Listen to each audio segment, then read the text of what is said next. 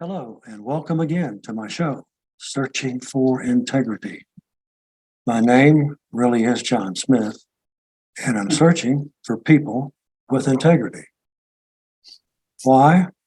Because our country suffers from IDD, Integrity Deficit Disorder. We have today a guest that brought his book with him because he wants to sell you some, and I want to see him sell some. He is Dr. Steven Feinberg on the West Coast, I should say, and he's PhD in the leading authority of applying neurostrategy to game-changing leadership. And I assume game-changing leadership could that be for executives and so forth, I would assume. For over 30 years, Steven taught at University of San Francisco School of Business, professional studies focused on organizational behavior and leadership, as well as an adjunct faculty for Golden Gate University, Santa Clara University. He guest lectured at UC Berkeley, Stanford, and Cal Poly. You've been about everywhere, Steve. But that's good. A lot of people know you. And he's here. He'll have a little bit to get you to tell him a little bit about what you want to do today. So go ahead just for a few seconds and I'll take it back. Well, John, thank you. I appreciate it. And I do agree with you about the IDD. Integrity deficit disorder. I certainly think that's a critical issue in our country and the world at this point in time. So my name's Steven Feinberg, and I'm a neurostrategist. And how I got to become a neurostrategist, let me first say neurostrategy is about brains, games, and foes, and how to identifying the patterns that create the exception, how to be great in your life and in business and your professional arena and in various ways in which that may occur for you. Right. My dad didn't want me to go into the family business. You see, he was a big-time bookie in New York City in the 1950s to 70s, and not the type that read books. In one game, he lost 10 large, that's $10,000 in bookie parlance, $95,000 in today's currency.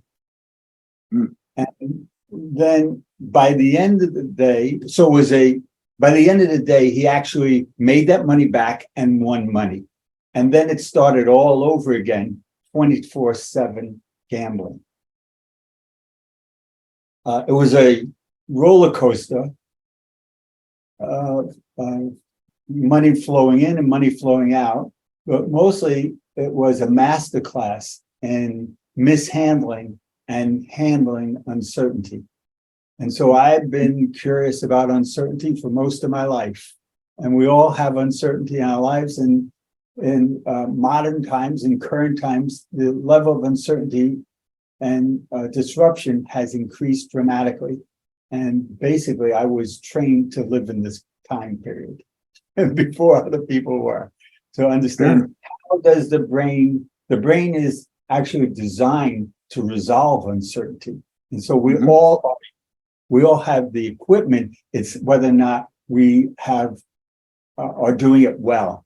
And how do we deal with high stakes decisions and high stakes situations? And high stakes situations can range from what do I decide about how I'm going to parent, or deal with this difficult situation with my adolescent kids, to high stakes business decisions for entrepreneurs and for leaders running multinational companies.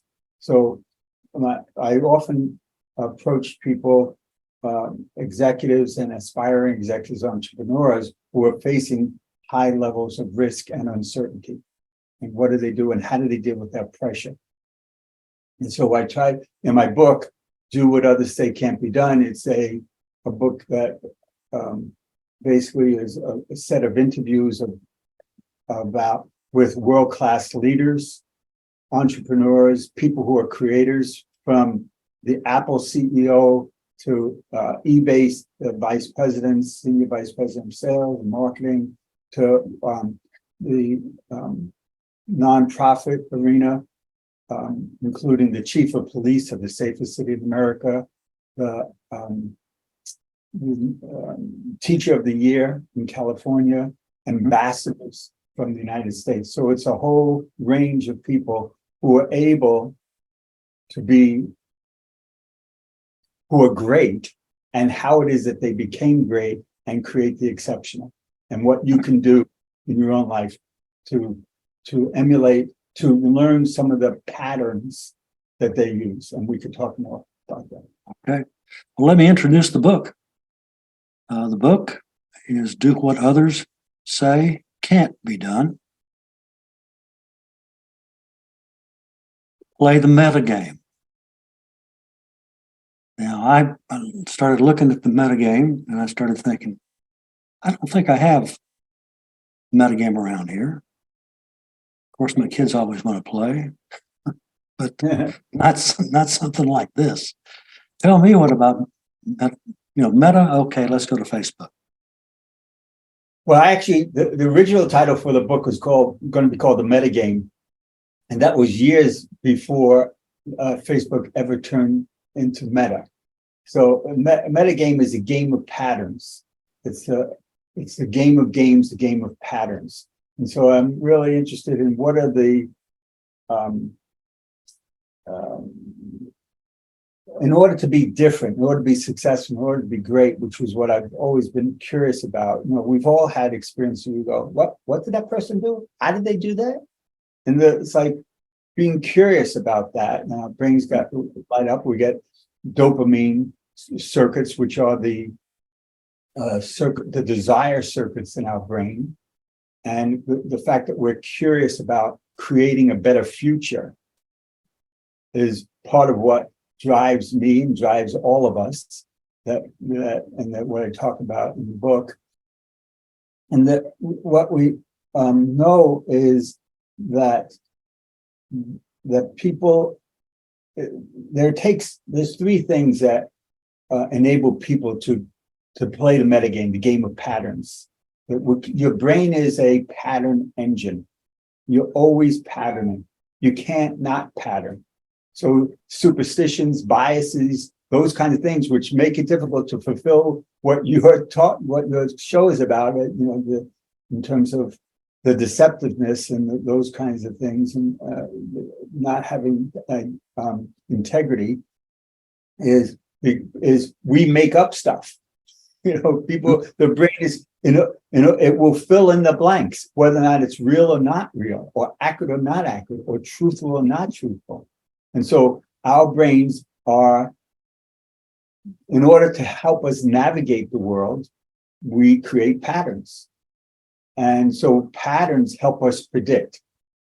When you can pattern what's going on, when you can see, you can predict. You can predict good things, you can predict bad things from happening, and then navigate it. So there are I started to say there are three things that when people ask me, well, how do you be successful? How do you be great in high stakes situations where risk and uncertainty are prevalent?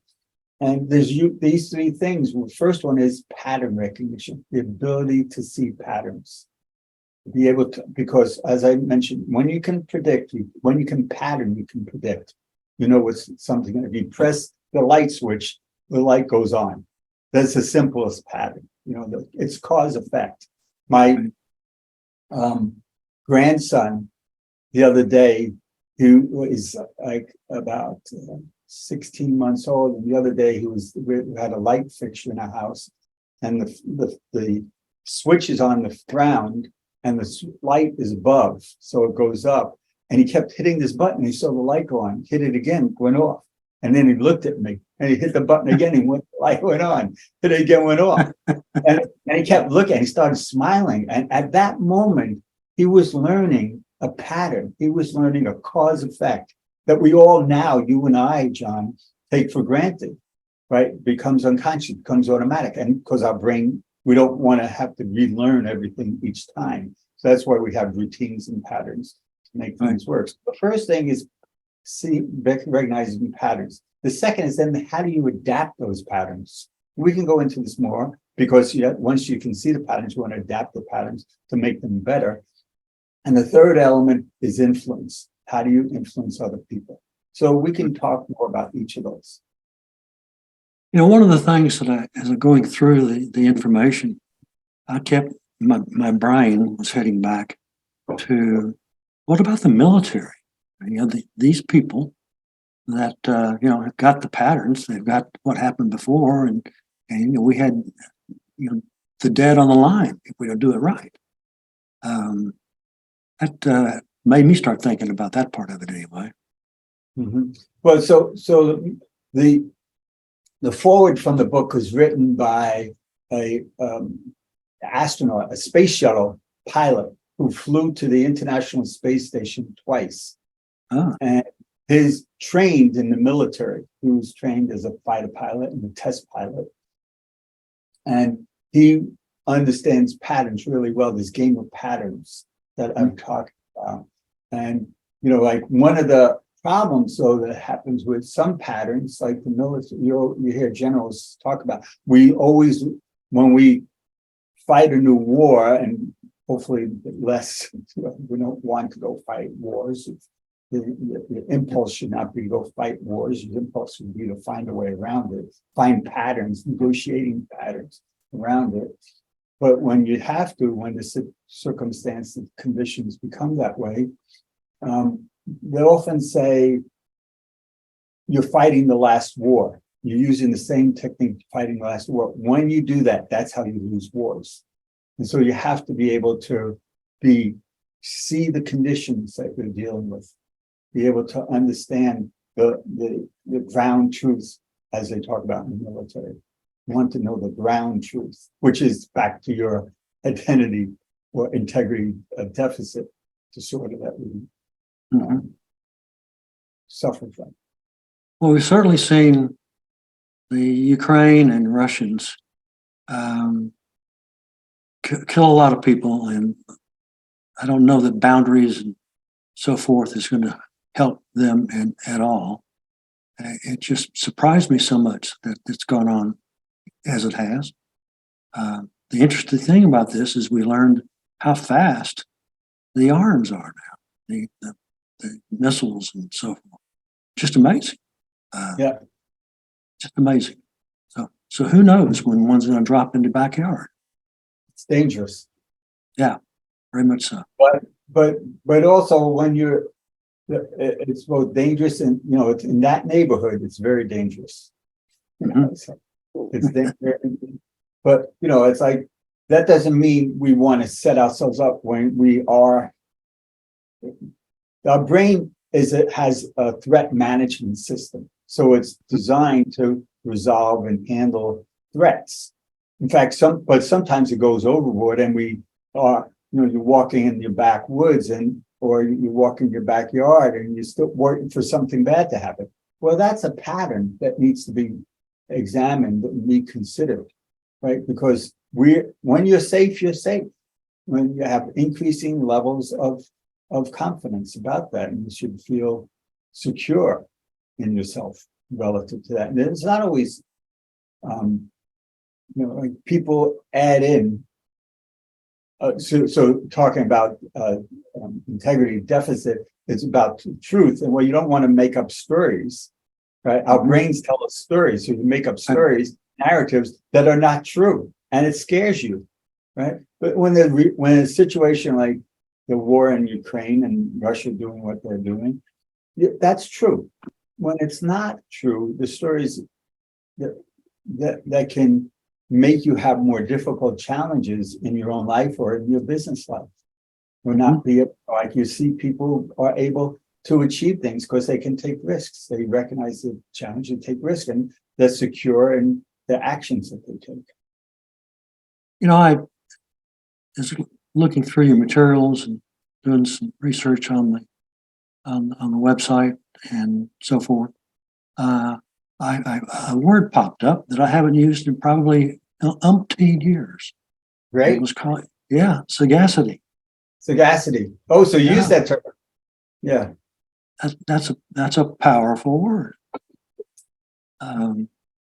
Description wise, anyway. So Yeah. I thought that, you know, I'm going to bring that up. Well, so sagacity is penetrating insight and sound judgment to get the most out of everything you have while cooperating with others and defending against the designs of your competitors. That's used in whether or not it's in a personal realm, business realm, or what have you in an international realm. So sagacity is this penetrating discernment. In fact, like I said before, I was thinking earlier, it's like when you name books, you have a variety of names. Like I said, metagame was one, sagacity code was the other.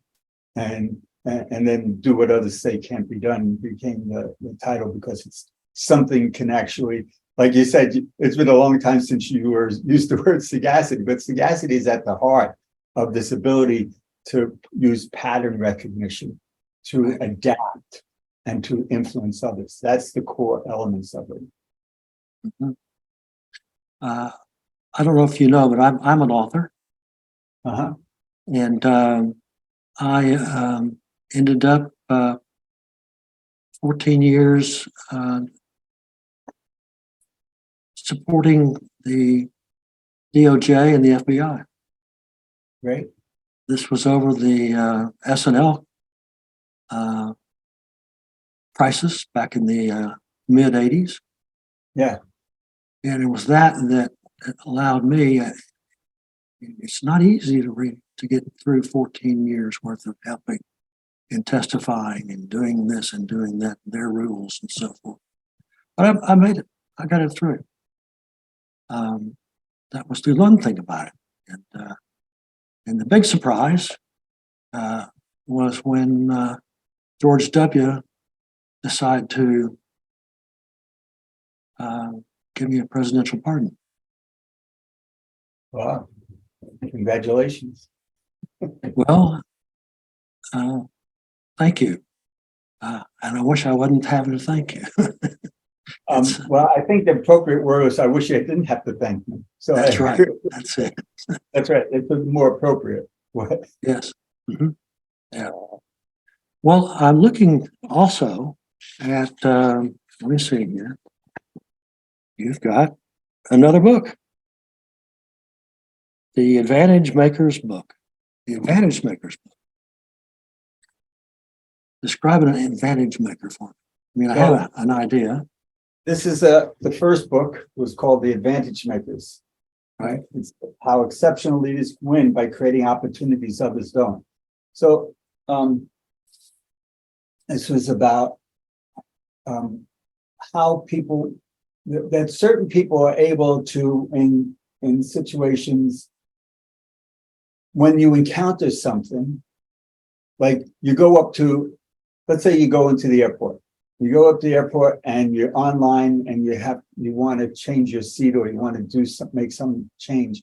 You go up and you speak to the receptionist there, or the gate advisor, and you could see that every person that goes up there go, oh no, and arguing all this. So one person goes up and they go, I need this change. Can't do it. And they just walk away.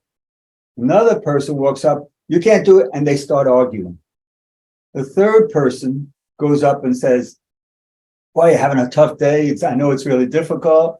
Can we discuss some possibilities to make this better? She says, what would you like? Right? That's the advantage maker.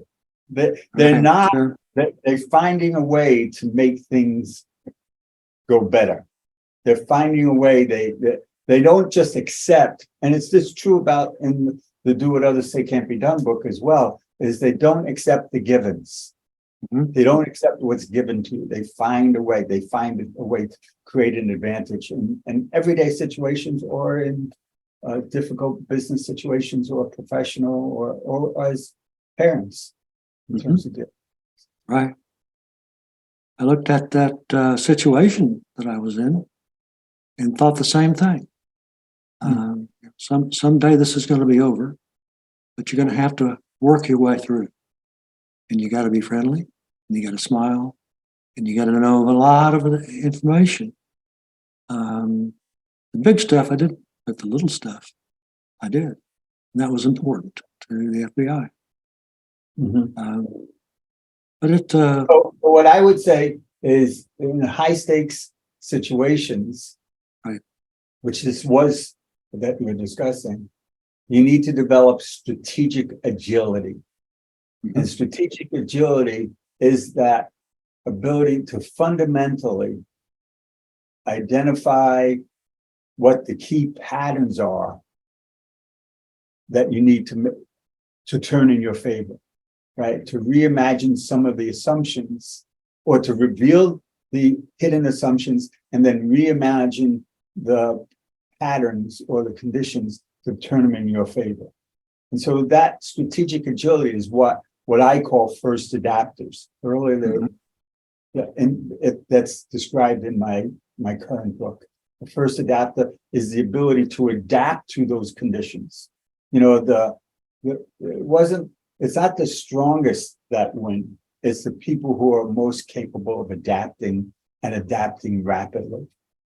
So by first adapters, I don't mean first adopters. Like this, sometimes the term is used, John, where they talk about it the first one to agree to something or adopt a new practice or technology. First adapters are reading the playing field. That's what pattern recognition. So they're game spotting. They spot the playing field, read the playing field, kind of like Sherlock Holmes. You know, reads the Right. playing, understands the detective to see it, and you could do it very quickly. So you want to read that playing field, and then you want to engage in pattern busting, this defying expectations. So don't go along with the existing way. You see what it is, but be able to change those patterns, right? And the pattern bust, like Amelia Earhart, the aviator, was a pattern buster. She changed the way in which aviation for women also, right? And importantly for women. And then the third is to be able to set the frame, influence people. So like Abraham Lincoln set the frame for the messaging, how effective leaders are able to frame the argument and influence out the meaning of the situation. I agree. It's something that I almost say either you got it or you don't. In that respect, I actually see, that's part of what I wanted to convey to people is some people, because of their life experience, learn to be more adaptive and learn fast and learn how to do it. Like, so that's part of, and we're trained to do it, right? So in my upbringing, growing up with my dad being a big time bookie, and at times I slept on the fire escape in New York City because we didn't have, some points, like I said, money came in, money came out. So we went back and we lived with my grandparents. And they put me on a fire escape, because there wasn't enough room, right? My wife always says, make sure you tell people they took you in when it was raining and cold, because they were very loving, very caring, very supportive. I never knew I was poor, but being able to look out from that fire escape and see I used to go, what's the game? What's the game going on? That's why I use metaphor of game a lot, and I play a lot of sports and in business and in situations to understand the game. There's a game board. And so you want to be able to read the game board. And that pattern ability is reading the game board. Because a lot of times people think they know what's going on, but actually don't. A lot of times people miss the game, the real game that's occurring right in front of them, because there's a lot of charlatans, a lot of grifters, and there's a lot of people up to no good, and there are some in particular I have in mind. But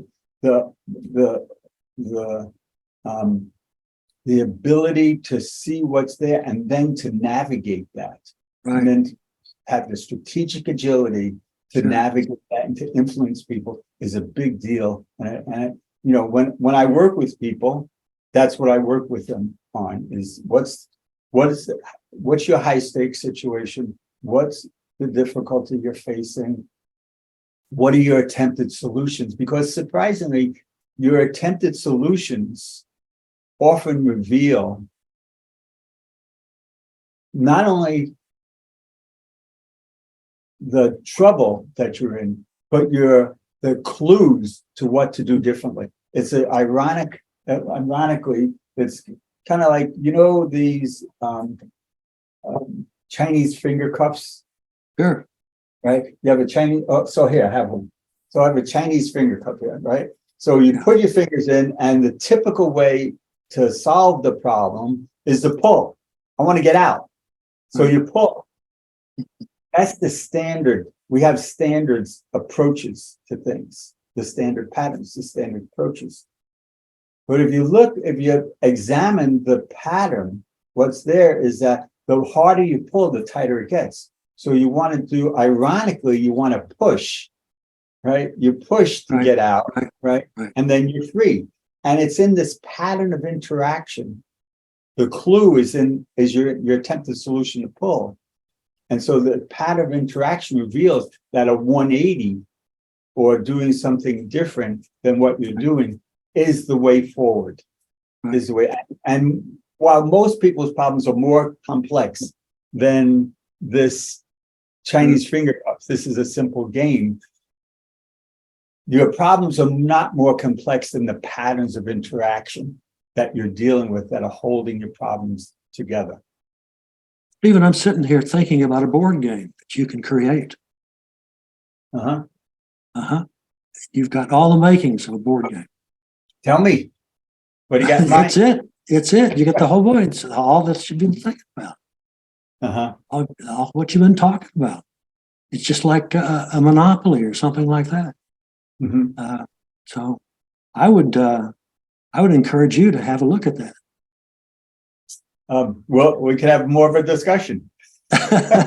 Okay. I'm going to get to my adiosi. Oh, before that, I want you to tell my listeners where they can find your book. So if you go to my website, you can get it on Amazon.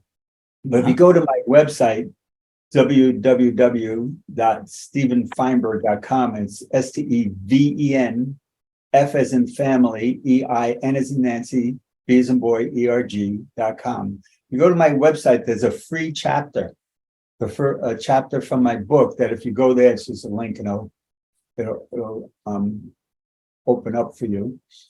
You can also, on my website, there's a free assessment instrument. So there's 9 questions, takes less than 5 minutes. You answer the questions and get a result about that compares you to these people, these world-class people, these 3 elements: game spotting, pattern busting, frame setting, this ability, and evaluates how you're doing relative to these people and gives you a report back about it. So if you go again to stevenfeinberg.com, you can have that, and that's free, and we send it to you, when you fill out the form. Well, that's good. I mean, that's good information. I'm glad you had time today, and I think it was time well spent. Well, great. It was. And the thing that I like to tell people is that fortune favors first adapters. Okay? So the ability to, when the standards or willpower, a lot of people default to willpower. When the standard way of doing things, willpower or overconfidence or conflict avoidance, when the standard way of doing it isn't working, unlocking the game of patterns will. Right. Well, I want to thank you again for being here.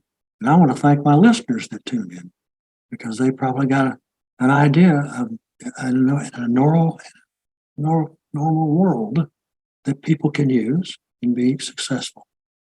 For me, I'm searching for integrity, and so long and happy trails to all.